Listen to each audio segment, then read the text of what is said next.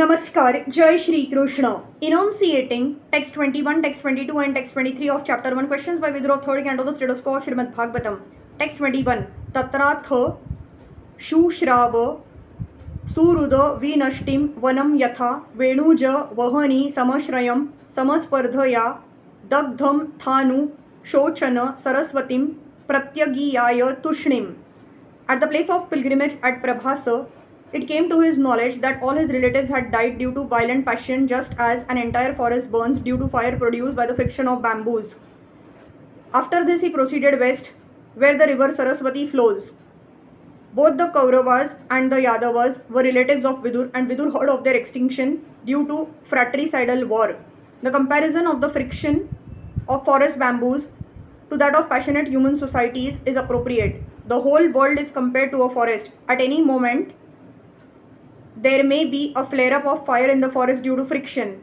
No one goes to the forest to set it on fire, but due only to friction between bamboos, fire takes place and burns an entire forest.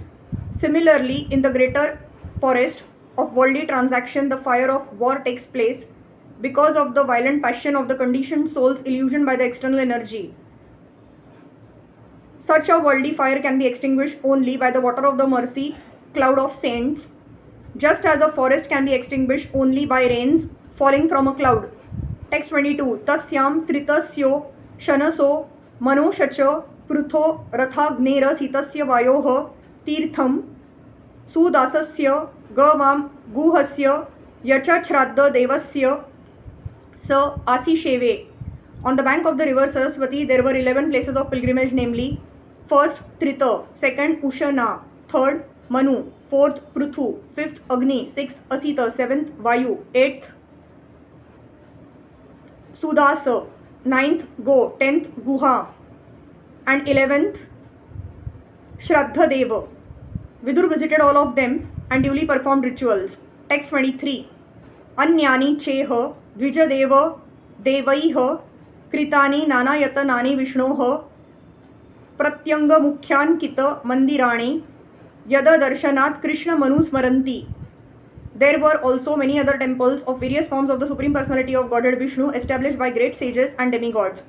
These temples were marked with the chief emblems of the Lord, and they reminded one always of the original personality of Godhead, Lord Krishna. Human society is divided into 4 social orders of life and 4 spiritual divisions applying to each and every individual person. This system is called Varnashrama Dharma and has already been discussed in many places in this great literature. The sages or persons who completely devoted themselves to the spiritual upliftment of the entire human society were known as Dvijadev, the best amongst the twice born. The denizens of superior planets from the moon planet and upwards were known as Devas. Both the Dvijadevas and the Devas always established temples of Lord Vishnu in his various forms, such as Govinda, Madhusudana, Nrusimha, Madhava, Keshava, Narayana, Padmanabh, Parthasarthi, and many others. The Lord expands himself in innumerable forms, but all of them are non-different from one another. Lord Vishnu has 4 hands, and each hand holds a particular item, either a conch shell, wheel, club, or lotus flower. Of these 4 emblems, the chakra or wheel is the chief. Lord Krishna, being the original Vishnu form, has only one emblem, namely the wheel, and therefore he is sometimes called the Chakri. The Lord's chakra is the symbol of the power by which the Lord controls the whole manifestation.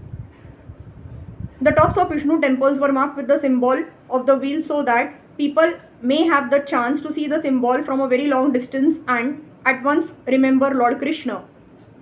The purpose of building very high temples is to give people a chance to see them from a distant place.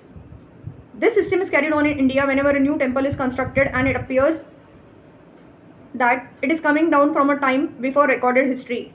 The foolish propaganda by Athis that temples were constructed only in later days is refuted here, because Vidur visited these temples at least 5,000 years ago, and the temples of Vishnu were in existence long before Vidur visited them.